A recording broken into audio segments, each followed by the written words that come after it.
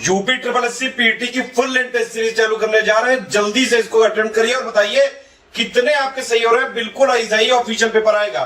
Plus जो हमारा UP triple SC PT by study for civil services Telegram में channel है, उसमें 100 क्वेश्चन डेली क्विज के करा रहे हैं बिल्कुल फ्री। इसके अलावा जो फ्री पिक्स मिल रही है वो तो सब अलग है ही। पीटी यूपी ट्रिपल एससी की तैयारी कर रहे हैं तो भैया ये वाला चैनल तुरंत ज्वाइन कर लीजिए। बिल्कुल यहाँ पे सब कुछ फ्री मटेरियल दिया जा रहा है। UP triple SC PT by study for civil services, कोई स्पेस या कोई अंडरस्कोर या कोई डॉट नहीं है बीच में। ध्यान से देख लीजिए नाम इसका।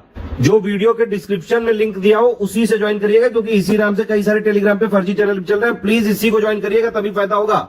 इसी में डेली 100 क्वेश्चन की क्विज होने लगी भैया, देख रहे होगे आप लोग। और थोड़ा सा अगर नीचे आके देखेंगे मीडिया सेक्शन में, देखो लगातार पिक्स शेयर कर रहे हैं। जितनी भी ऑफिशियल जो आपका सिलेबस है सब कुछ यहाँ पे पिक्स के माध्यम से कर रहे हैं। वीडियो बिल्कुल फ्री थे, फ्री है, फ्री रहेंगे। स्कोर अपना तुरंत बताइएगा, 100 में से कितने आपके सही हो रहे हैं एग्जैक्ट एकदम ईमानदारी से बताइएगा। ज्वाइन करके यूट्यूब चैनल में हमारे साथ है तो भी ये वाला टेलीग्राम ज्वाइन करना बहुत ज्यादा जरूरी है। सारे नोटिफिकेशन, सारे अपडेट, सारे मोस्ट इंपोर्टेंट पिक्स, सारा रिवीजन सब कुछ यहाँ पे बताया जाता है। देखिए ये हमारा एसएस डेली क्विज चैनल है, इसमें डेली क्विज होती है बिल्कुल फ्री में। इसको जरूर ज्वाइन कर लीजिएगा। ये हमारा इंस्टाग्राम का पेज है, इसको जरूर फॉलो कर लीजिएगा। Study for civil dot services करके अगर आप इंस्टाग्राम में सर्च करेंगे तो आपको मिल जाएगा। वीडियो को डिस्क्रिप्शन में इसकी लिंक दी हुई। पहला क्वेश्चन देखते हैं। सिंधु घाटी सभ्यता के संदर्भ में निम्नलिखित में से कौन सा कथन सही है? तो जो पहला स्टेटमेंट है उसमें कहा जा रहा है कि the first actual remains of horse bones are found from Surkotada, और दूसरा है the famous bronze statue of the dancing girl and Pashupati seal are found from Mohenjodaro. तो इसमें कौन सा सही है? एक सही है, दो सही है, दोनों सही है, कोई नहीं सही है। तो इसका जो करेक्ट आंसर है वो सी है, मतलब कि दोनों ही तो सही है। अगला क्वेश्चन देखेंगे। इसमें कहा जा रहा है कि एक ब्लैंक स्पेस है कि इसमें यज्ञ की तुलना एक टूटी हुई नाव से की गई है। तो ये किसमें की गई है? मुंडक उपनिषद है, ईशोपनिषद है, फिर महाभारत है, या फिर शतपथ ब्राह्मण है। तो इसका जो करेक्ट आंसर है वो मुंडक उपनिषद में ऐसा कहा गया है। अगला क्वेश्चन देखेंगे। कहा जा रहा है आपसे कि निम्नलिखित में से कौन सा कथन गौतम बुद्ध जी के बारे में गलत है? तो मतलब 3 सही होंगे, एक कोई गलत होगा, तो देख लेते हैं। तो जो पहला है उसमें कहा जा रहा है कि वह शाक्य वंश के प्रमुख थे, इसी कारण बुद्ध को शाक्य मुनि कहा जाता है। दूसरा है उन्होंने तपस्वी बनने के लिए 29 वर्ष की आयु में घर छोड़ दिया, इस घटना को महाभिनिष्क्रमण कहा जाता है। तीसरा है उनका लालन पालन जो है उनकी मौसी जो थी प्रजापति गौतमी, उन्होंने करा था। और चौथा है उन्होंने सारनाथ, मतलब जो उनका पहला उपदेश था वो वाराणसी के निकट सारनाथ में दिया था, और इस घटना को महापरिनिर्वाण कहा जाता है। तो यही गलत है, क्योंकि जो ये महापरिनिर्वाण था उनकी जो मृत्यु की घटना थी 483 बीसी के आसपास, उसको ये चीज बोली जाती है। अगला क्वेश्चन देखेंगे। चौथा क्वेश्चन, इसमें कहा गया कि गिरनार और पलिताना मंदिर, जिनको जिनालय भी बोलते हैं, ये कहाँ पे स्थित है? मतलब राजस्थान में है, गुजरात में है, महाराष्ट्र में है, या फिर मध्य प्रदेश में है? तो जो इसका करेक्ट आंसर है वो है गुजरात, मतलब ये दोनों जो है गुजरात में स्थित है। अगला क्वेश्चन देखेंगे कि चीनी सूत्रों के अनुसार बोध गया में, मतलब ये ब्लैंक स्पेस है, किसने बोध गया में एक बौद्ध मंदिर बनाने की अनुमति के लिए समुद्रगुप्त को एक मिशनरी भेजा था? मतलब ये कौन सा रूलर था जिसने ये मिशनरी भेजा था समुद्रगुप्त के पास? तो मेघवर्मन, वसुबंधु, पुष्यवर्मन, या फिर नन ऑफ द अबव? तो जो इसका करेक्ट आंसर है वो ऑप्शन ए है, मेघवर्मन जो था उसने ये मिशनरी भेजी थी। अगला क्वेश्चन देखेंगे। 6 नंबर क्वेश्चन देखिए कि निम्नलिखित में से कौन सा 1916 के लखनऊ समझौते का परिणाम था या थे? तो 2 स्टेटमेंट है। पहला है इसने राष्ट्रीय राजनीतिक परिदृश्य में हिंदू मुस्लिम एकता की छाप छोड़ी, और दूसरा है इस समझौते के माध्यम से कांग्रेस ने चुपचाप स्वीकार किया कि भारत में अलग अलग हितों वाले 2 अलग अलग समुदाय शामिल है, मतलब हिंदू और मुस्लिम।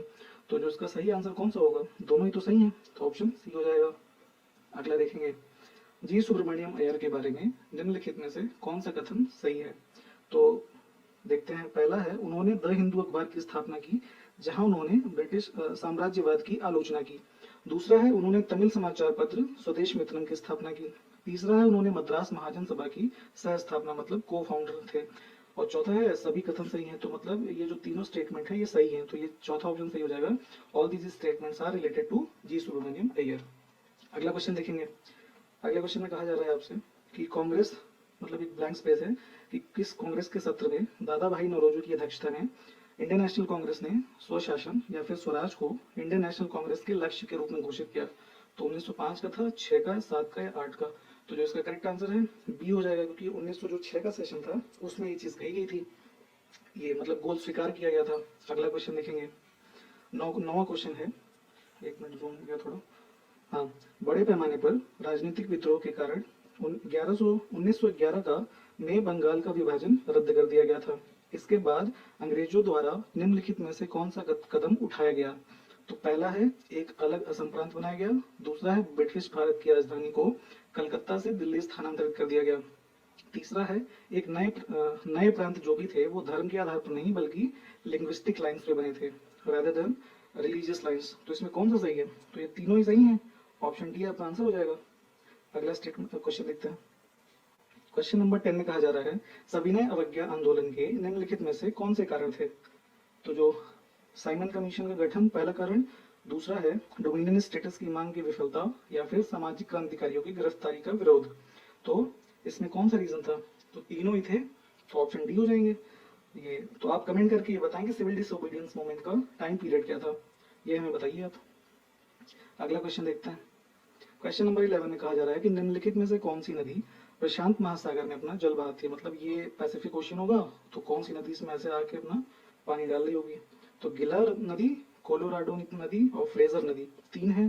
तो इसमें जो तीनों ही अपना जल गिराती हैं, तो ऑप्शन जो आपका सही हो जाएगा वो ऑप्शन डी सही हो जाएगा, मतलब 1 2 3। अगला क्वेश्चन देखते हैं। कॉन्गो नदी के बारे में आपसे पूछा जा रहा है कि कौन सा कथन सही है? तो पहला है यह अफ्रीका की दूसरी सबसे लंबी नदी है, दूसरा यह दुनिया की सबसे गहरी दर्ज की गई नदी भी है, मतलब कि डीपेस्ट रिवर है, या इंग्लिश में देख लीजिए। फिर तीसरा है यह अपने पथ के दौरान 2 बार मकर रेखा को काटती है। तो इसमें कौन सा सही होगा? 1 2 2 3 1 2 3 या फिर सिर्फ 1 3? तो जो इसका सही आंसर है ऑप्शन ए है, क्योंकि ये जो ट्रॉपिक ऑफ कैप्रिकॉर्न को नहीं, इक्वेटर जो है उसको ऐसे 2 बार काटती है, तो सही आंसर हो जाएगा ऑप्शन ए। अगला क्वेश्चन देखते हैं, 13 नंबर क्वेश्चन। इसमें आपको कावेरी नदी के बारे में बताना है कौन सा कथन सही है। तो पहला स्टेटमेंट है इसका नदी बेसिन जो है वो तमिलनाडु, कर्नाटक, केरल और केंद्र शासित प्रदेश पुडुचेरी में फैला हुआ है। दूसरा है तो ऐसे नदी है तो लेफ्ट साइड मान लीजिए ये है, तो बाईं ओर से मिलने वाली इसकी महत्वपूर्ण जो सहायक नदियां मतलब ट्रिब्यूटरीज हैं उसमें हरंगी है, हेमवती है, शिमशा है और अर्कावती है। तो कौन सा स्टेटमेंट सही है? तो इसके जो दोनों हैं मतलब सी सही हो जाएगा, दोनों ही तो सही है। अगला क्वेश्चन देखते हैं। तो 14th क्वेश्चन में आपसे पूछा जा रहा है अराल सागर निम्नलिखित में से किन दो देशों के बीच स्थित है? तो अजरबैजान या कजाकिस्तान, उज्बेकिस्तान या अजरबैजान, तुर्कमेनिस्तान और कजाकिस्तान, या फिर उज्बेकिस्तान और कजाकिस्तान। तो जो इसका सही आंसर है ऑप्शन डी है, उज्बेकिस्तान और कजाकिस्तान के बीच में एलएलसी पड़ता है। मैप में आप इसको लोकेट करके देख लें। अगला नहीं, एक मिनट। तो 15th नंबर क्वेश्चन है कालेश्वरम लिफ्ट सिंचाई परियोजना के संबंध में निम्न कथनों में से कौन सा सही है? तो पहला स्टेटमेंट है यह तेलंगाना में एक मल्टीपर्पज इरिगेशन प्रोजेक्ट है, दूसरा है परियोजना प्राणहिता और गोदावरी नदी के संगम स्थल पर, मतलब ये प्राणहिता या गोदावरी होगी तो जहाँ कॉन्फ्लुएंस होगा वहां पे इसको बनाया गया है। तो इसमें से कौन सा सही है? तो ये दोनों ही सही है, ऑप्शन सी आपका जो है वो सही हो जाएगा। अगला क्वेश्चन देखते हैं। 16th नंबर क्वेश्चन में आपसे पूछा जा रहा है कि निम्नलिखित में से कौन सा कथन योजना आयोग के बारे में गलत है? मतलब कि 3 स्टेटमेंट सही होंगे, एक गलत होगा। तो पहला है इसे धन आवंटित करने की शक्ति थी, तो ये बिल्कुल थी। इसने राज्यों पर नीतियां लगाई, मतलब कि it imposed policies on states, तो इसमें ये भी सही है। और तीसरा है it had no provision for part time members, मतलब इसमें अंशकालिक सदस्यों के लिए कोई प्रावधान नहीं था, तो ये भी सही है। तो चौथा ही हो गया, इसने योजना बनाने के लिए बॉटम अप दृष्टिकोण का पालन किया। तो ऐसा नहीं था ये टॉप टू बॉटम था, बॉटम टू टॉप जो है वो नीति आयोग का है। तो ऑप्शन डी जो है वो करेक्ट आंसर हो जाएगा। चलिए अगला क्वेश्चन देखते हैं। 17th नंबर में आपसे पूछा जा रहा है कि विश्वविद्यालय अनुदान आयोग मतलब यूजीसी का गठन और 5 भारतीय आईआईटीज की शुरुआत किस पंचवर्षीय योजना के दौरान की गई? तो चौथे में की गई, तीसरे में, दूसरे में या फिर पहले में? तो जो सही आंसर है वो डी, मतलब पहले में ही तो किया गया था इसको। तो ये 1951 से 56 के बीच में जो पहली पंचवर्षीय योजना थी वो आई थी। अगला स्टेट क्वेश्चन देखते हैं। 18 नंबर में कहा जा रहा है आपसे कि बुनियादी ढांचे के विकास और के सार्वजनिक निजी भागीदारी मतलब PPP मॉडल के पुनरीक्षण और पुनरुद्धार पर गठित समिति डॉक्टर विजय केलकर की अध्यक्षता में इसने अपनी जो रिपोर्ट है वित्त मंत्रालय को कब सौंपी? तो 2012 में, 15 में, 16 में, सॉरी 17 में या फिर 20 में? तो जो सही आंसर है वो बी है, मतलब 2015 में जो एक कमेटी थी विजय केलकर जी की अध्यक्षता में उसने अपनी रिपोर्ट फाइनेंस मिनिस्ट्री को सौंपी थी। अगला क्वेश्चन देखेंगे। 19 में कहा जा रहा है कि निम्नलिखित में से कौन सी फसल भारत में हरित क्रांति के दायरे में नहीं थी? तो गेहूं था, चावल था, बाजरा था या फिर दालें थी? तो इसमें दालें नहीं थी, बाकी तीनों थे। दाल, जूट, चाय, ये सब जो फसलें हैं इसको ग्रीन रेवोल्यूशन में उतना स्थान नहीं मिला था जितना इन सब चीजों को मिला था। तो डी हो गया। अगला देखते हैं, 20 नंबर में आपसे कहा जा रहा है कि निम्नलिखित में से कौन से कथन सही हैं।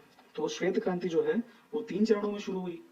तो और दूसरा है वर्तमान में भारत विश्व का सबसे बड़ा दुग्ध उत्पादक है, प्रोडक्शन में मतलब फर्स्ट है इंडिया। तो ये दोनों स्टेटमेंट क्या है, सही है। तो इसमें क्या है, व्हाइट रिवोल्यूशन जो था 3 फेजेस में था। तो जो पहला था 1970 से 1980 तक चला, दूसरा जो है 1981 से 85 तक चला, और तीसरा 85 से 96 तक चला। और जो सेकंड स्टेटमेंट है तो उसमें क्या है कि इंडिया जो करंट में 22% है ना, उसका जो प्रोडक्शन है वर्ल्ड में वो है। तो इसलिए दोनों सही हो जाएगा।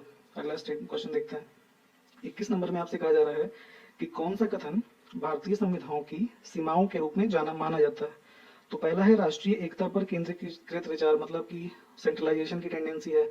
तो ये भी ठीक है, पहला स्टेटमेंट सही है। दूसरा है कुछ बुनियादी सामाजिक आर्थिक अधिकारों को मौलिक अधिकारों की एक अभिन्न विशेषता बनाने के बजाय निदेशक सिद्धांतों में मतलब डीपीएसपी के भाग में डाल दिया जाना। तो बिल्कुल सही, जैसे राइट टू वर्क है तो उसको क्या किया गया है, वो डीपीएसपी का पार्ट है ना कि फंडामेंटल राइट्स का पार्ट है। तो इसीलिए दोनों स्टेटमेंट है वो सही हो जाएंगे, मतलब ये लिमिटेशन है कॉन्स्टिट्यूशन के ऊपर।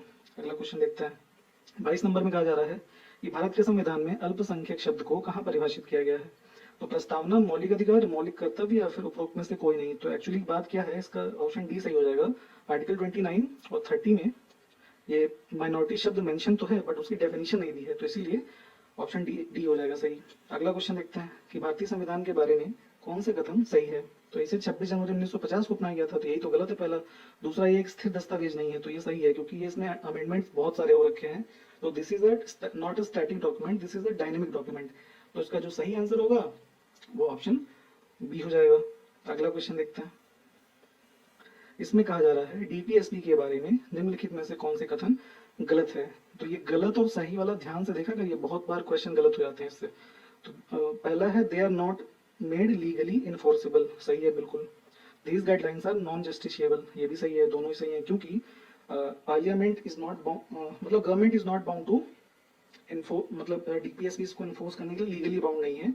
और जो नॉन जस्टिशिएबल का मतलब है कि जुडिशरी भी इसको इम्प्लीमेंट करने के लिए कुछ नहीं कर सकती। तो इसलिए ऑप्शन सी। अगला क्वेश्चन देखेंगे, 25 नंबर में कहा जा रहा है कि डीपीएसपी निम्नलिखित में से किस प्रकार की नीतियां प्रदान की गई हैं, मतलब डीपीएसपी इसमें ये सब, ये तीनों में से क्या क्या दिया हुआ है। पहला है यूनिफॉर्म सिविल कोड, दूसरा है prevention of slaughter of useful cattle, तीसरा है प्रमोशन ऑफ विलेज पंचायत। तो तीनों ही दे रखे हैं, तो ऑप्शन डी हो जाएगा। अगला क्वेश्चन देखते हैं,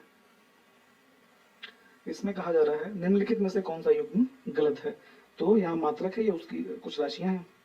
बार जो है वायुमंडलीय दबाव मतलब एटमॉस्फेरिक प्रेशर, न्यूटन बल, पास्कल दबाव, मोल आवृत्ति। तो इसमें जो गलत है डी गलत है, क्योंकि जो मोल है वो अमाउंट ऑफ सब्सटेंस का मात्रक है, और जो आवृत्ति है तो ये हर्ट्ज होता है यहाँ पे इससे रिलेटेड। तो इसीलिए ऑप्शन डी जो है वो गलत है। अगला देखते हैं क्वेश्चन, निम्नलिखित में से कौन सा युग्म गलत है। तो यहाँ पे भी वही चीज है, राशि, मात्रक। तो चुंबकीय प्रवाह वेबर, कोणीय वेग रेडियन प्रति सेकंड, पारगम्यता मतलब परमिएबिलिटी हेनरी पर मीटर, और रेडियोधर्मिता हर्ट्ज। तो रेडियोधर्मिता जो होती है उसका बैकरेल होता है, और जो हर्ट्ज है वो फ्रीक्वेंसी का है। तो इसीलिए ऑप्शन डी जो है वो गलत है। अगला क्वेश्चन देखते हैं, यहाँ पे आपसे 28 में कहा जा रहा है कि वायु या रासायनिक पदार्थों द्वारा धातुओं का क्रमिक क्षय क्षरण कहलाता है, और इसी क्रम में तांबे में जंग लगने से कौन सा रंग बनता है। तो आपने घर में अपने देखा होगा कि तांबे पे हरे कलर का रंग लग जाता है, तो ऑप्शन जो है बी सही हो जाएगा। अगला क्वेश्चन देखते हैं, 29 में है कुछ विषय दे रखे हैं और उनके जनक हैं, तो पूछा जा रहा है कि कौन सा सही है, मतलब कौन सा गलत है। एक गलत है, 3 सही है। तो पैलियोंटोलॉजी ये है लियोनार्डो डा विंची, फिर है म्यूटिज्म ह्यूगो डी ब्रीज, फिर रेडिएशन जेनेटिक्स एच.जे. मूलर, और आनुवंशिकी हिप्पोक्रेटस। तो ये गलत है, आनुवंशिकी का आपको पता ही है, जो मेंडल जी थे वो थे, और हिप्पोक्रेटस जो है वो मेडिसिन के फादर हैं, इसलिए ऑप्शन डी। अगला क्वेश्चन देखते हैं, NCDC national centre for disease control is situated at, मतलब कहाँ पे है। तो कसौली, दिल्ली, पुणे या फिर हैदराबाद। तो जो ये है NCDC, this is in Delhi. पहले ही जो था ये कसौली में था, अब ये दिल्ली में है। अगला देखेंगे, मैथ्स के क्वेश्चन यहाँ से आ गए। कहा जा रहा है कि निम्नलिखित में से कौन सी संख्या 3 से विभाज्य नहीं है, मतलब कि एक कोई नंबर मतलब 3 ऐसे होंगे जो 3 से डिवाइड हो जाएंगे, एक नहीं होगा। तो इसका एक रूल होता है, जो नंबर दिया है उसको आपस में जोड़ लीजिए। तो जैसे हम पहला ले लेते हैं, तो 6 to 8 फिर 3 11 3 14 15 16 17 18 19। तो जो 19 है वो 3 से कहाँ डिवाइड हो पाएगा, है ना, नहीं होगा। तो यही है, ये 3 से डिवाइड नहीं होगा। ऐसे ही तीनों को करके देखेंगे, ये डिवाइड हो जाएंगे, तो आंसर हो जाएगा ए। अगला क्वेश्चन देखेंगे कि ये एक नंबर दिया है, उसको 33 से विभाजित करने पर शेषफल ज्ञात कीजिए। तो इसको मैनुअली कर लेंगे, तो इसका जो रिमाइंडर आएगा वो ऑप्शन डी 7 आ जाएगा। अगला क्वेश्चन देखेंगे कि निम्नलिखित में से कौन सी एक अभाज्य संख्या, मतलब प्राइम नंबर नहीं है। तो जो ऑप्शन डी है इसको आप करेंगे तो ये 31 से कट जाएगा 23 बार में। तो जो इसका सही आंसर इस क्वेश्चन का ऑप्शन डी है, ये प्राइम नंबर नहीं है, बाकी के जो सारे हैं आपका ये प्राइम नंबर्स है, तो ऑप्शन डी। अगला देखेंगे, इसमें निम्नलिखित में से कौन सी संख्या 739 और 749 के ठीक बीच की संख्या के ठीक पहले आती है। मतलब 739 से 749 के बीच के नंबर आप ले लीजिए, और बीच में जो टर्म आएगा वो 744 आएगा। तो 744 के जस्ट पहले 743, तो जो ऑप्शन डी है वो सही हो जाएगा। अगला क्वेश्चन देखते हैं, इसमें कहा जा रहा है कि 900 और 981 के बीच कितनी संख्याएं हैं जो 9 से पूर्णतः भाज्य हैं परंतु 3 से भाज्य नहीं है। तो जाहिर सी बात है, जो संख्या 9 से डिवाइड होगी वो 3 से भी हो जाएगी। तो ऐसी कोई नंबर नहीं होगा जो 9 से डिवाइड हो 3 से ना हो, तो इसमें ऑप्शन ए हो जाएगा। तो ये आपका सही हो जाएगा। अगला क्वेश्चन देखते हैं, हिंदी का क्वेश्चन है ये। इसमें कहा जा रहा है आपसे कि वधू प्लस उर्मी किस शब्द का संधि विच्छेद है। तो वधूर्मी है, वधूर्मी है, वधुर्मी है, या विधर्मी है। तो विधर्मी तो होगा नहीं, और तो इसका जो सही आंसर है ऑप्शन ए है, वधु प्लस उर्मी। ये दीर्घ संधि का उदाहरण है, तो ये सही हो जाएगा। अगला देखते हैं, 37 में आपसे कहा जा रहा है कि निम्नलिखित में से कौन सा युग्म अशुद्ध है। तो 3 सही होंगे, एक अशुद्ध होगा। तो जो ये सब शास्त्र लिखा है ये शास्त्र होता है ना, ये जो सीटी वाला सब होता है वो होता है, तब जाके ये चीज बनती है। तो इसीलिए डी गलत है, बाकी के 3 सही हैं। अगला देखते हैं, यहाँ पे है रीत्यानुसार शब्द का संधि विच्छेद तथा संबंधित संधि क्या है। तो रीत्य प्लस अनुसार होगा, फिर रीत अनुसार होगा अपवाद संधि होगी, रीति अनुसार होगा यण संधि होगी, या फिर ऋतु प्लस अनुसार व्यंजन संधि होगी। तो जो सही आंसर है रीति प्लस अनुसार और यण संधि, मतलब ऑप्शन सी। अगला क्वेश्चन देखते हैं, इसमें कहा जा रहा है कि निम्नलिखित में से कौन सा युग्म सही है। तो भूर्ध्व इक्वल टू इसका जो संधि विच्छेद होगा भू प्लस ऊर्ध्व होगा, उत प्लस चरण का उत्चारण होगा, मतलब 3 तो गलत ही, एक कोई सही होगा इसमें। दिक प्लस दर्शन का दिग्दर्शन होगा, या पितृ प्लस अनुमति का पित्रानुमति होगा। तो इसमें जो सही आंसर है वो ऑप्शन ए है, भू प्लस ऊर्ध्व दीर्घ संधि का है, ये तो सही है, बाकी 3 गलत हैं। तो देख लेते हैं, उत प्लस चारण अगर होता तो उच्चारण सही हो जाता, ये व्यंजन संधि है। दिक दर्शन तो यहाँ हलंत होता है, तब दिग्दर्शन होता है, और व्यंजन संधि ये भी है। पितृ प्लस अनुमति, तो पित्रानुमति नहीं, मतलब पित्रानुमति होता है, तो यह यण संधि का एग्जाम्पल है। तो इस हिसाब से देखा हमने। अगला क्वेश्चन देखते हैं, 40 नंबर में कहा जा रहा है आपसे कि धर्म प्लस अर्थ, देव प्लस अलय और कवि इंद्र, इनमें कौन सी संधि है। तो जो इसका सही आंसर है ये सब दीर्घ संधि के उदाहरण है, ऑप्शन सी। अगला क्वेश्चन देखेंगे, इंग्लिश के क्वेश्चंस आ गए यहाँ पे। तो ये क्या कहा जा रहा है, find the error in the following question. तो स्टेटमेंट है you can't control over these people या नन ऑफ दीज, 4 पार्ट में है, तो कौन से में एरर है। तो जो ओवर है, ओवर नहीं होगा, क्योंकि कंट्रोल जो है वो ट्रांजिटिव वर्ब है आपकी, तो इसके बाद ऑब्जेक्ट आएगा, तो दीज जो है वो डायरेक्ट आएगा, यहाँ पे ओवर नहीं होगा। तो सेंटेंस हमारा सही क्या होगा, you can't control these people. तो ऑप्शन बी जो है वो गलत है। अगला देखते हैं क्वेश्चन, यहाँ पे कहा जा रहा है fill in the blanks in the following sentence. तो सेंटेंस है each of us not paying attention, तो इज आएगा, आर आएगा, बोथ ऑफ देम आएंगे, नन ऑफ दीज आएगा। तो जो ये होता है, इस फॉर्मेशन के बाद सिंगुलर वर्ब आती है, तो इज आएगा यहाँ पे, ऑप्शन ए। अगला देखते हैं, यहाँ पे एक पैसेज है, इसको आप पढ़ें और पढ़ने के बाद क्वेश्चन जो है उसको सॉल्व करते हैं। आप एक बार इसको पढ़िए। तो स्टेटमेंट है, what does the basic infrastructure include for the low income countries, water, irrigation, both A and B, या फिर water, irrigation and to lesser extent transport. तो देखेंगे हम यहाँ पे,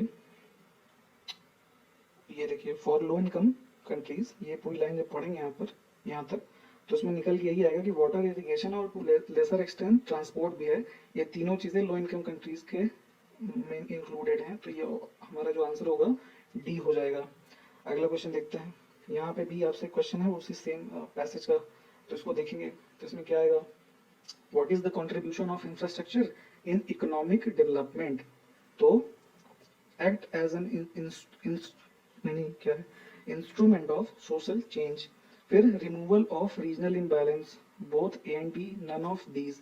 तो जो इसका सही आंसर है वो दोनों ही हैं, क्योंकि यहाँ देखें आप, कंट्रीब्यूशन ऑफ इंफ्रास्ट्रक्चर ये है, not only contributes towards the development of backward regions and removal the regional imbalance but also act as instrument of social change। तो दोनों चीजें कवर हो गई, तो ऑप्शन जो है वो सी है जो सही हो जाएगा। अगला क्वेश्चन देखते हैं, यहाँ पे है वाइटल का आपको सिनोनिम बताना है। तो वाइटल का मतलब क्या होता है? वाइटल का मतलब होता है महत्वपूर्ण, इंपॉर्टेंट। तो एसेंशियल जो है वो हो जाएगा इसका आंसर बी। और भी जो उसके सिनोनिम होते हैं, एसेंशियल होता है, इंपॉर्टेंट होता है, मैंडेटरी होता है। ऐसे हुआ। फिर अगला क्वेश्चन देखते हैं, यहाँ पे रीजनिंग के क्वेश्चंस हैं। अब इसमें क्या है, arrange the following words in a logical and meaningful order. Saket, Asia, India, Delhi, north hemisphere. तो उसको चलिए अरेंज करें। तो नॉर्थ हेमिस्फीयर है पहले, है ना, अर्थ ऐसे है, तो फिर उसमें एशिया है, फिर इंडिया है, फिर दिल्ली, दिल्ली के अंदर जो है वो साकेत है। तो नॉर्थ हेमिस्फीयर क्या है, 5 नंबर। तो यहाँ देखिए ये 5-2 में है, तो ये दोनों तो होंगे नहीं। फिर एशिया है, एशिया 2 नंबर पे है, ये आ गया। फिर ये भी नहीं देखना है, तो ऑप्शन जो है आपका सही डी वाला हो जाएगा। North hemisphere, Asia, India, Delhi और साकेत। चलिए अगला क्वेश्चन देखते हैं, यदि अंग्रेजी वर्णमाला में विषम संख्या वाले स्थानों पर आने वाले सभी शब्दों को हटा दिया जाए तो जो नई वर्णमाला बनेगी उसमें 10वें स्थान पर क्या होगा? तो क्या है, ए है, बी, सी, तो 1 2 3 ऐसे होता है। तो ऐसे ही जब लिखेंगे तो ये ऑड वालों को हटा देंगे, ए सी ऐसे करके। तो जो नई सीरीज बनेगी वो बी इवन की बनेगी, बी डी। तो ऐसे ऐसे जब हम 10वें स्थान पे जाएंगे तो जो लेटर डी है, मतलब टी, ऑप्शन डी वाला, ये सही होगा। वहां पे क्या आएगा, लेटर टी। तो सही आंसर ऑप्शन डी।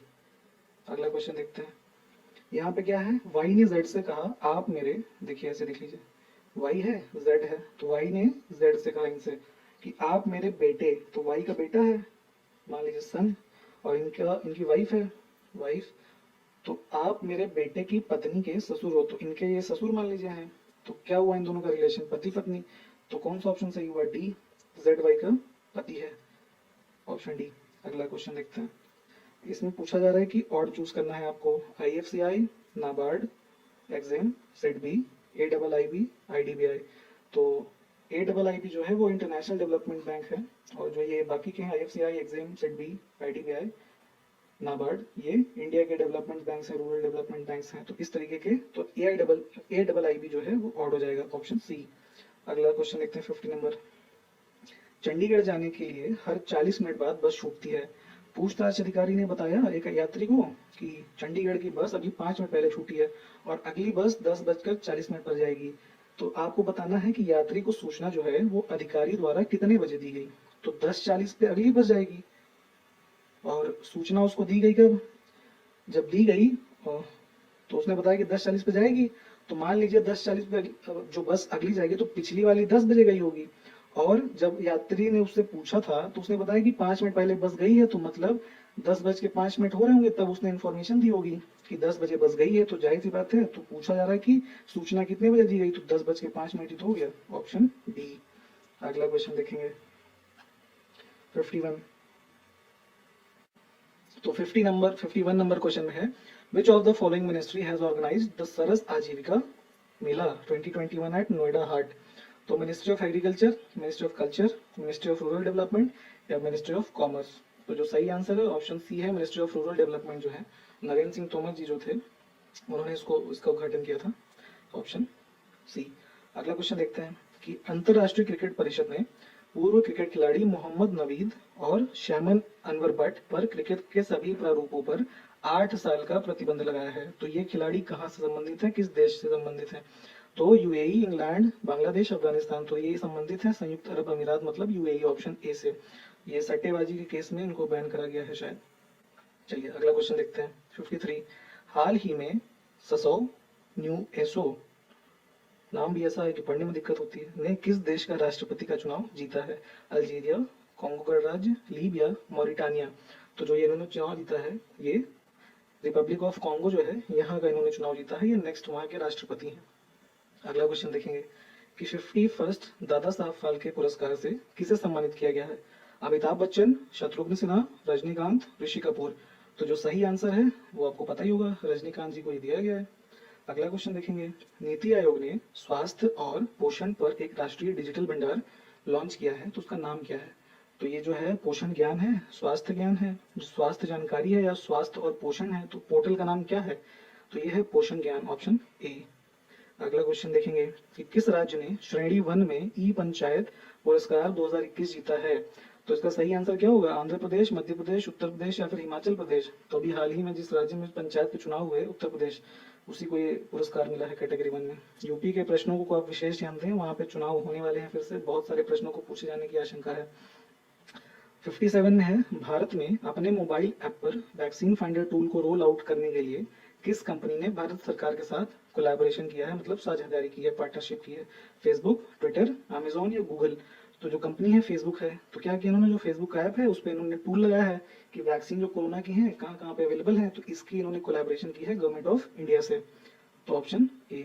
अगला क्वेश्चन देखेंगे कि who among the following has won the miss universe 2021 crown? तो जूलिया गामा, एंड्रिया मेजा, एडलिन कैस्टेलिनो और सुमन राव। तो जो सही आंसर है इसका, ये किसको मिला है? तो जो आपकी एंड्रिया मेजा है, इनको मिला है, ऑप्शन बी। अगला क्वेश्चन देखेंगे, according to budget 2021-22 how much amount is allocated for कोविड-19 वैक्सीन्स? तो 60,000 करोड़ है, फिर 55 करोड़ है, 35 करोड़ है या फिर 38,500 करोड़ है? तो जो सही आंसर है 35,000 करोड़ रुपए का प्रावधान किया गया था, ये हो जाएगा सही। अगला क्वेश्चन देखते हैं, 60 नंबर का क्वेश्चन देखिए। इसमें कहा जा रहा है कि पाइथन 5 मिसाइल के बारे में सही कथन चुनिए। तो पहला स्टेटमेंट है कि इसे इजराइल की कंपनी राफेल द्वारा विकसित किया गया है। दूसरा है यह हवा से हवा विमान, मतलब एयर टू एयर मिसाइल है 5th जनरेशन की। तो कौन सा सही है इसमें? तो दोनों ही सही है, 5th जनरेशन की मिसाइल है और राफेल ने इसको बनाया है। अगला क्वेश्चन देखेंगे, Sikkim is not surrounded by which of the following country? तो ऐसा सिक्किम है ये, इधर क्या है? नेपाल, ये भूटान, ऊपर में चाइना, तो नीचे में क्या है कि ये बांग्लादेश नहीं है, वेस्ट बंगाल है, तो इसलिए ऑप्शन डी हो जाएगा। अगला क्वेश्चन देखेंगे कि मेडिटेरियन सी जो है ये अटलांटिक सी से जुड़ता है स्ट्रेट ऑफ जिब्राल्टर से, तो ये इसका डायरेक्शन क्या है? तो मान लीजिए पैसिफिक मेडिटेरियन सी है और ये अटलांटिक सी है, तो जैसे ऐसे जुड़ेगा तो ये इधर है, ये इधर है या ये इधर है, ऐसे क्या डायरेक्शन है? तो वेस्ट, ईस्ट, नॉर्थ या साउथ? तो जो इसका करेक्ट आंसर है वो क्या है? ऑप्शन ए, वेस्ट में है ये, ठीक है। तो अगला क्वेश्चन देखेंगे, इसमें पूछा जा रहा है आपसे कि कौन सा पेयर गलत है, मतलब 3 सही होंगे, एक गलत है, तो कौन सा गलत है आइए ढूंढते हैं। प्रफुल्ल पटेल चंडीगढ़, मनोज सिन्हा जम्मू कश्मीर, एडमिरल डीके जोशी अंडमान और निकोबार, अनिल बैजल एनसीटी ऑफ दिल्ली। तो जो इसका गलत है, ये प्रफुल्ल पटेल जो है ये दमन दीव और दादरा नगर हवेली जो है वहां के एडमिनिस्ट्रेटर है। चंडीगढ़ के जो है वो वीपी सिंह बदनौर जी हैं, ठीक है। तो ऑप्शन ए जो है वो गलत है। अगला देखेंगे कि निम्नलिखित में से कौन सा युग्म गलत सुमेलित है? तो 3 सही है इसमें भी। तो पंचायती, राष्ट्रीय पंचायती दिवस 24 अप्रैल, सिविल सेवा दिवस ये तो पता ही होना चाहिए आपको 21 अप्रैल, राष्ट्रीय समुद्री दिवस भारत का जो है 6 अप्रैल को मनाते हैं, आयुष्मान भारत दिवस 30 अप्रैल। तो जो गलत है ऑप्शन सी, ये 6 अप्रैल को नहीं 5 अप्रैल को मनाते हैं, ठीक है। तो इसलिए ऑप्शन सी हो जाएगा। अगला देखते हैं, चलिए 65 में कहा जा रहा है कि कौन सा पेयर गलत है। ये ऑर्गेनाइजेशन है, ये उसके हेडक्वार्टर है। तो ये पहला है यूनाइटेड नेशंस एनवायरनमेंट प्रोग्राम, तो ये कहा नैरोबी में। फिर IUCN international union for conservation of nature, ये पेरिस। फिर WWF world wide fund for nature, ये ग्लैंड। और फिर है UNSCR है ये शायद, ये हाँ संयुक्त राष्ट्र शरणार्थी उच्चायुक्त जिनेवा। तो इसमें जो गलत है IUCN जो है वो कहाँ है? वो भी ग्लैंड में है ना, ये पेरिस दे रखा है, इसलिए ये गलत हो जाएगा। और अगला देखेंगे, गोला गोकर्णनाथ मंदिर उत्तर प्रदेश के किस शहर में स्थित है? तो श्रावस्ती, फरुखाबाद, पीलीभीत, लखीमपुर खीरी। तो जो करेक्ट आंसर लखीमपुर खीरी में है, ये शंकर जी का मंदिर है बेसिकली। तो इसलिए यूपी वाले क्वेश्चन को विशेष ध्यान दें आप। अगला क्वेश्चन देखेंगे कि 2022 में फीफा विश्व कप जो होगा उसका मतलब होस्ट कौन करेगा, मेजबानी कौन करेगा? रूस, कतर, कनाडा या मैक्सिको? तो इसका जो सही आंसर है कतर करेगा इसको। और इसके बारे में एक फैक्ट है कि ये जो 2022 का इसमें 32 टीम्स खेलेंगी और सिर्फ लास्ट है ये 32 टीम्स के साथ। जो नेक्स्ट वाला होगा 2026 में, उसमें क्या है कि 48 टीम्स पार्टिसिपेट करेंगी और ये होगा कहाँ? USA, मैक्सिको और कनाडा। तो ये तीनों को मिला के तीनों जगह वेन्यू है इस पे, वहां होगा। अगला क्वेश्चन देखेंगे, 68 में कहा जा रहा है कि उत्तर प्रदेश राज्य के संदर्भ में निम्नलिखित में से कौन सा युग्म सही है? तो इस क्वेश्चन में थोड़ा गलत है, यहाँ पे इनकरेक्ट पूछा जाएगा, है ना। 3 सही है, 1 गलत है। तो केंद्रीय औषधि अनुसंधान संस्थान जो है वो कहाँ है? ये कानपुर में नहीं, लखनऊ में है। गोविंद बल्लभ पंत सामाजिक विज्ञान संस्थान इलाहाबाद में है। Birbal science institute of palaeobotany जो है ये this is not in Kanpur, this is in Lucknow, तो इसीलिए ये इनकरेक्ट होगा। और राष्ट्रीय चीनी संस्थान जो है ये कानपुर में है, ये सही दिया हुआ है, तो इसलिए इसको थोड़ा ध्यान देंगे, ये करेक्ट नहीं इनकरेक्ट है, तो ऑप्शन सी। अगला देखेंगे 69 में कहा जा रहा है कि मिस मैक्सिको एंड्रिया मेजर को जो क्राउन मिला है मिस यूनिवर्स 2020 का, वो कौन से नंबर का था, 60th, 65th, 69th या 71st।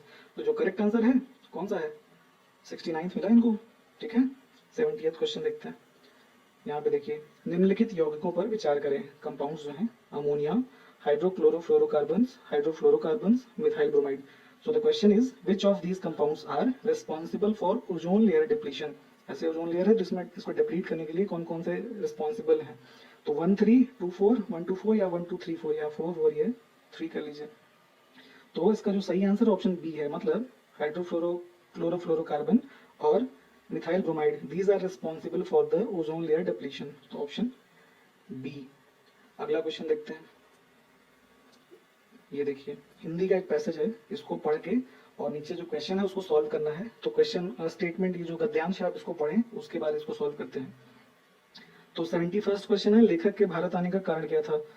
तो उनके देश और उनकी जाति ने जो भारत की हानि की है वो उसकी भरपाई कर सके, यहाँ उन्हें साहसिक कार्यों के अवसर मिल सकते थे, वह प्रधानाध्यापक बनना चाहते थे, या लेखक के भारत आने के अनेक कारण थे। तो ये पहला लाइन पढ़ेंगे आप, तो यही देखिए, मेरे यहाँ आने का कारण पूछते हैं लोग और इसके अनेक कारण थे, तो जो ऑप्शन डी है वो सही हो जाएगा इस क्वेश्चन के लिए। अगला क्वेश्चन देखते हैं, उसी सेम स्टेटमेंट पे 71 से 75 तक के क्वेश्चन जो हैं वो इसी पैसेज पे बेस्ड हैं। तो लेखक के पिता क्या कार्य करते थे, महात्मा गांधी के अहिंसक आदर्शवाद के प्रतिपादक थे, ऑक्सफोर्ड में प्रधानाध्यापक थे, अफ्रीका के बीहड़ों के खोजी थे, या साहसिक कार्यों के प्रतिपादक थे। तो यहाँ देखें, मेरे पिता अफ्रीका के बीहड़ों के खोजी थे, तो ऑप्शन क्या हो गया, सी सही हो गया। अगला देखेंगे, इसमें पूछा जा रहा है कि आज भी मेरे तई यह स्पष्ट था कि यही वह देश था जो मेरे स्वभाव के अनुकूल था। इस वाक्य में प्रयुक्त तई शब्द का अर्थ क्या होगा। तो तई का मतलब क्या होता है, ये जो दिया रखा है, दोस्त, संबंध, प्रति या फिर लक्ष्य। तो तई का जो अर्थ होता है वो प्रति होता है, मतलब जैसे एग्जांपल लें तो मेरा तुम्हारे प्रति बहुत लगाव है, तो उसको हम ऐसे भी बोल सकते हैं कि मेरा तुम्हारे तई बहुत लगाव है, ठीक। तो ये अव्यय होता है एक शब्द जो है। अगला क्वेश्चन देखेंगे कि जब लेखक ऑक्सफोर्ड में प्रधानाध्यापक बनना चाहता था तो उसे किस बात का एहसास होने लगा था। तो ये है, भारत एक निर्धन देश है, सेवा और साहसिक कार्य करना उनका धर्म है, भारत वह देश था जो उनके स्वभाव के अनुकूल था, या कि शिक्षा मात्र शैक्षिक जीवन ही पर्याप्त नहीं है। तो यहाँ देखेंगे, ऑक्सफोर्ड में प्रधानाध्यापक बनना चाहता था, मुझे एहसास होने लगा कि मात्र शैक्षिक जीवन ही पर्याप्त नहीं, तो ऑप्शन डी जो है वो इस क्वेश्चन के लिए सही आंसर हो जाएगा। चलिए अगला क्वेश्चन देखते हैं। 75, लेखक भारत कब आया। तो पहली पंक्ति से ही स्पष्ट है कि नवंबर 1927 में लेखक भारत आए। चलिए अगला क्वेश्चन, दूसरा पैसेज एक है, इसमें क्या है, 76 से लेके 80 तक के जो प्रश्न है उसको आपको इस पैसेज के बेस पे आपको आंसर करने हैं। तो गद्यांश के अनुसार, एक लाठी पर पंख बांधकर एक छोटे बच्चे को आनंद के अनुवाद में चक्कर काटते हुए देखना कौन सा नृत्य है। तो नृत्य की बात पहली लाइन में हो रही, आप छोटे लड़कों को सुंदर ढंग से सैला नृत्य करते देखेंगे। उसके बाद ये लिखा है, यह एक लाठी पर पंख बांधकर, है ना ये पूरा स्टेटमेंट, तो सैला ऑप्शन ए। अगला क्वेश्चन देखेंगे, दशहरे पर साधुओं का वेश धारण करके कौन कटोरों में अनाज मांगते फिरते हैं। लड़के लड़कियां, लड़के व लड़कियां दोनों, इनमें से कोई नहीं। तो ये देखिए, मैंने एक बार लड़कों के एक समूह को छोटी बड़ी पत्तियों से जुआरियों की तरह ताश खेलते पाया। दशहरे पर वे, तो ये वे कौन है, लड़कों के लिए प्रयुक्त हुआ है। साधुओं का वेश धारण करते हैं और कटोरों में अनाज मांगते फिरते हैं, तो ऑप्शन ए जो है सही हो जाएगा। अगला क्वेश्चन देखेंगे, अगस्त के महीने में लड़के बैसाखियों पर चढ़कर अपना कद क्यों बढ़ा लेते हैं। नृत्य करने के लिए, नाचने व गाने के लिए, अनाज मांगने के लिए, इनमें से कोई भी नहीं। तो जो इसका सही आंसर है, ये देखिए, अगस्त में लड़के बैसाखियों पर चढ़कर अपना कद बढ़ा लेते हैं, यह गिरि माता के त्योहार पर होता है। इसके पीछे यह सोच है कि फसल भी उनकी तरह ऊंची होगी, तो इसीलिए ऑप्शन डी होगा। इसका रीजन ये है, जो तीनों दे रखे हैं वो नहीं है। अगला क्वेश्चन देखेंगे, 79 में पूछा जा रहा है, किसके द्वारा लड़कों के लिए रात का खाना तैयार किया जाता है। तो स्वयं लड़कों द्वारा, लड़कियों द्वारा, लड़के व लड़कियों दोनों द्वारा, या साधुओं द्वारा। तो ये देखें, जब काफी अनाज हो जाता है तो वे जंगल से लकड़ियां लाते हैं, कौन, तो जो कटोरों में अनाज मांग रहे थे लड़के, तो लड़के वो जंगल से लकड़ियां लाते हैं और लड़कियां जो हैं उनके लिए रात का खाना तैयार करती हैं, तो ऑप्शन बी। अगला क्वेश्चन देखेंगे 80 नंबर क्वेश्चन। लेखक ने एक बार लड़कों के एक समूह को छोटी बड़ी पत्तियों से खेलते हुए कौन सा खेल पाया? तो देखा तो था आपने शुरू में कि वो ताश खेल रहे थे, ऑप्शन बी। बाकी तो तीनों एक नृत्य है, बाकी दो होंगे नहीं। चलिए अगला क्वेश्चन, यहाँ से डीआई के क्वेश्चंस हैं। ये एक पाई चार्ट है और एक ग्राफ है। क्वेश्चन नंबर 81 से 85 तक आपको इसी के बेस पे सॉल्व करने हैं। तो ये वाला एक नंबर ऑफ बॉयज है, टोटल नंबर ऑफ स्टूडेंट्स 9000, इसमें बॉयज और गर्ल्स दोनों हैं। तो ये जो संख्या ये देखिए प्रतिशत में, इसमें 9000 में किस स्कूल में कितने बच्चे हैं टोटल, उसका परसेंटेज दे रखा है। तो अब आपसे पूछा क्या जा रहा है, ये देखिए स्कूल ई में कितनी लड़कियां हैं, है ना, कैसे निकालेंगे? तो ई का प्रतिशत देख लीजिए, ये है 30%। तो देखिए यहाँ पे स्कूल ई में लड़कियों की संख्या निकालनी थी, तो 30% स्टूडेंट है, तो क्या करेंगे हम 9000 का 30% निकालेंगे तो 2700 आ जाएगा। ठीक, उसके बाद स्कूल ई में ये देखिए 550 लड़के हैं, तो इसमें से 550 माइनस कर लीजिए आप, तो जो सही आंसर आ जाएगा आपका 2150 आएगा। ऑप्शन ए जो है वो सही हो जाएगा। अगला क्वेश्चन देखेंगे, कहा जा रहा है आपसे कि the number of students in school D is what percent less than the total number of students in school A and F. तो स्कूल डी में जो है कितने प्रतिशत कम है, तो ऐसे सॉल्यूशन में आप इसको देख लीजिए। तो डी में विद्यार्थियों की संख्या निकालेंगे, तो ये देखिए यहाँ से डी में क्या है 15% लोग हैं, तो 1350 हो गया।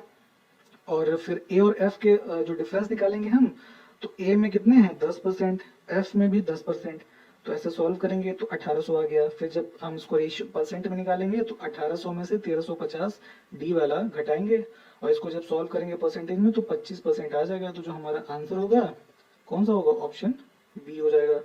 अगला देखते हैं, कहा जा रहा है 83 में आपसे कि what is the ratio of the number of girls in school C to the number of boys in school B. तो सी की क्या है 20% है, तो 9000 का आप ये देखिए यहाँ पे सॉल्यूशन में देख लीजिए, 9000 का 20% 1800, और सी में लड़कियों की संख्या, तो लड़कियों की संख्या कैसे निकालेंगे, 1800 में से 350 बच्चे हैं यहाँ पे सी में देखेंगे आप, तो ये लड़के, तो घटाया 1450 आ गया। फिर क्या किया हम, जब इसका रेशियो निकालेंगे क्या होगा, स्कूल सी में लड़कियां अपॉन में स्कूल बी में लड़के, तो 1450 बटे 250, तो आंसर जो आएगा आपका ये 29:5, तो जो सही हो जाएगा ऑप्शन ए। अगला क्वेश्चन देखते हैं, चलिए 84 में है कि how many boys study in all the schools together. तो ये तो बहुत इजी है, ये जो ग्राफ दिख रहा है आपको, ए में है 150, बी में 250, ऐसे ऐसे करके सारा देख के जोड़ लीजिए। जोड़ लेंगे तो इसका जो आंसर आएगा वो कितना आएगा, आ जाएगा ऑप्शन बी 2350। ठीक, यहाँ देख सकते हैं आप। अगला क्वेश्चन देखेंगे 85, इसमें कहा जा रहा है कि how many girls study in school B. तो बी में लड़कियों की संख्या कैसे निकालेंगे, 15% स्टूडेंट्स हैं, तो 9000 का 15% कितना हो जाएगा 1350। ठीक, और बी में जो लड़के हैं कितने हैं 250, घटा लीजिए 1100 आ जाएगा, ऑप्शन बी। अगला देखते हैं, इसमें एक दूसरा पाई चार्ट है, इसमें 86 से 90 नंबर के क्वेश्चन को सॉल्व करने हैं। तो पहला क्वेश्चन है what is the angle of centre showing art. तो आर्ट का तो नंबर ही नहीं है, बाकियों की ये देखिए डिग्री में दे रखे हैं 50, 80, 150। तो क्या होता है, सर्कल 360 डिग्री होता है, तो तीनों को जोड़ लीजिए, क्या हो जाएगा 280 हो जाएगा, और 280 को 360 में से घटाएंगे तो ऑप्शन क्या आएगा, ये देखिए बी आ जाएगा, 80 डिग्री आ जाएगा। अगला क्वेश्चन देखते हैं 87 में कहा जा रहा है कि if 40 boys chose English then how many boys chose Hindi. तो 40 है इंग्लिश का, तो इंग्लिश का जो एंगल है 80 डिग्री, तो 80 डिग्री और 40 स्टूडेंट्स मतलब 2 डिग्री 1 स्टूडेंट, तो उसी हिसाब से ये इंग्लिश हिंदी चुनने वाले, तो हिंदी में 150 लोग हैं, इसका आधा कर लीजिए 75, ऑप्शन ए। ठीक, अगला देखिए 88, इसमें है 25 लड़कों ने इतिहास चुना, तो कितने स्कूल में कुल कितने लड़के थे। तो ये जाहिर सी बात है 50 है, 50 में 25 बच्चे हैं, तो मतलब वही 2 डिग्री वाला चल रहा है रेशियो। तो टोटल कितना निकाला था हमने 360 होता है, तो 360 को डिवाइड कर लीजिए 2 से, 180 आएगा, तो जो इसका सही आंसर हो जाएगा ऑप्शन बी। ठीक, अगला देखिए, फिर है if 75 boys chose Hindi then how many boys chose English. फिर वही बात, इंग्लिश में कितने बच्चे, हिंदी मतलब ये हिंदी में 75 मतलब 150 था, 75 आधा ही है, तो इंग्लिश में 80 है, 40 हो जाएगा सीधे। ठीक, अगला देखिए 90 में आपसे कहा जा रहा है कि if there 40 boys there are 40 boys who opted for arts subject, then how many boys in total opted for history and in English?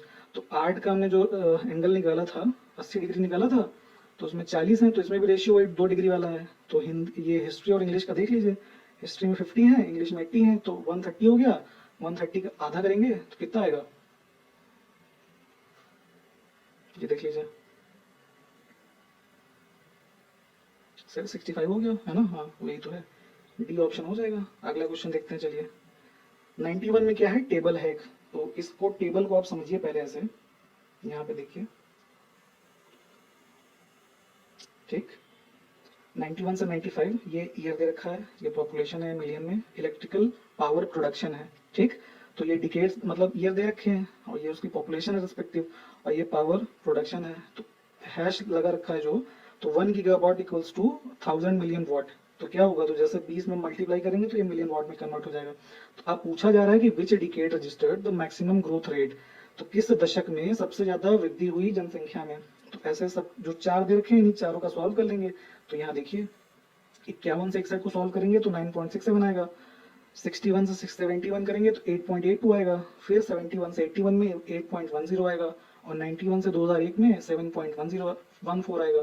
तो सबसे ज्यादा ये पहले वाले में ही है, तो जो हमारा सही आंसर होगा वो 51 से 61 हो जाएगा, ठीक। अगला देखते हैं, 92 में कहा जा रहा है average decadal growth rate percentage of population is. तो क्या करेंगे, ये पॉपुलेशन है, देख लीजिए यहाँ पे 4 का हमने निकाला था, फिर 2 बचे हुए थे, 2 का और निकाल लीजिए। तो 41 से 51 में 3.33, 81 से 91 में 5%। तो सभी 6 को जोड़ दिए, ये 4, ये वाले 2, और 6 से जब डिवाइड करेंगे तो 7.01% आ गया। तो जो हमारा कहाँ दिया हुआ है, सी ऑप्शन में दे रखा है, ठीक। तो ये है decadal growth rate percent population की। अगला क्वेश्चन देखिए 93, based on the average decadal growth rate 7.01 जो भी निकाला था, what will be the population in the year 2011। तो 2001 तक दे रखा है, 2011 का निकालना है। तो क्या करेंगे, तो 2001 में 45 है पॉपुलेशन, तो 45 इंटू 7.01 अपॉन में 100, तो इसको सॉल्व कर लेंगे तो 48.15 मिलियन आएगा। तो हमारा जो ऑप्शन है बी है ना, ये सही हो गया, ठीक। अगला देखते हैं 94 में है कि इन the year 1941 what was the power availability पर पर्सन। तो 41 में पॉपुलेशन है 30 लाख, और पावर ये जो अवेलेबिलिटी है 20 गीगावाट की यहाँ दे रखी है। तो क्या करिए, यहाँ पे देख लीजिए, इसको सॉल्व कर लेंगे ऐसे, पॉपुलेशन और इसका, तो जो हमारा निकल के आएगा 666.67 वाट आ जाएगा, ये पर मतलब पर पर्सन जो अवेलेबिलिटी ऑफ पावर है। तो क्या हो गया, ऑप्शन सी। अगला देखेंगे, हाँ सी ही तो है, यहाँ पे गलत लिखा हुआ है, सी हो जाएगा ये, ठीक। अगला देखेंगे 95 में देखेंगे, by what percent the power production increased पर पर्सन फ्रॉम 1941 टू 2001। तो 41 में पावर कितना है 20, 2001 में है 110, तो 110 में से 20 को घटाएंगे, इस तरीके से सॉल्व करेंगे इसको। देखिए ये तो 450% बढ़ जाएगा ये टोटल। तो जो यहाँ पे 41 से 2001 तक में 450, मतलब ऑप्शन डी। अगला देखते हैं, ये नई टेबल है कि इसमें क्या कहा जा रहा है कि for a state carbon emissions million metric ton में दे रखा है फ्रॉम वेरियस सेक्टर्स। तो सेक्टर क्या है, power, industry, commercial, agriculture, domestic. और तो इसी के बेस पे तालिका सॉल्व करनी है, ये ईयर दे रखे हैं। तो पहला क्वेश्चन देखते हैं कि by what percent the total emissions of carbon have increased from 2015 से 19। तो 15 में कितना है टोटल का हमको देखना है, तो सारे जोड़ लेते हैं। ये देखिए 15 में निकालेंगे तो 1530 हो गया, फिर 2019 में निकालेंगे तो 2450 आ गया, फिर कार्बन की कुल वृद्धि देखेंगे तो 2450 में से 1530 घटाएंगे तो 920 बढ़ा है 41 से लेके 2015 से लेके 2019 में। तो परसेंटेज इंक्रीज जब निकालेंगे तो ये आ गया आंसर 60.13। तो जो सही आंसर है कौन सा है, ये ऑप्शन सही हो जाएगा। अगला देखते हैं, अगले में कहा जा रहा है कि what is the average annual growth rate of the carbon emissions in agricultural sector. तो ये है एग्रीकल्चरल, एनुअल ग्रोथ क्या हो रही है 180 से 190, 200, 250, 300, इसी हिसाब से सॉल्व कर लेंगे इसको। देखिए तो जिस हिसाब से बढ़ रही है वैसे सॉल्व करते चलेंगे। 15 से 16 में 5.55%, 16 से 17 में 5.26, 17 से 18 में 25%, 18 से 19 में 20%। तो जब क्या करेंगे, अब सबको जोड़ के 4 से डिवाइड कर दीजिए, 4 डिकेड है तो 13.95 आ जाएगा। तो जो सही आंसर है 13.95 ऑप्शन ए, ठीक। अगला देखते हैं। 98 में कह रहे हैं घरेलू सेक्टर में कुल कार्बन उत्सर्जन, मतलब घरेलू कौन सा है, डोमेस्टिक, कुल कार्बन उत्सर्जन का योगदान प्रतिशत में किस वर्ष न्यूनतम था। तो देख लीजिए 200, 210, 220, 250, 280। तो क्या है, 2015 में ही 200 है, सबसे कम यही है, परसेंट में भी यही कम आएगा, तो इसलिए 2015 में ही जो इसका कंट्रीब्यूशन कार्बन में वो सबसे कम है, ऑप्शन ए। अगला देखेंगे 99 नंबर में कहा जा रहा है कि what is the percentage contribution of industry sector, ये है industry, in the industry sector to total carbon emissions in the year 2018। 18 में इंडस्ट्री का है, ये देखिए 500।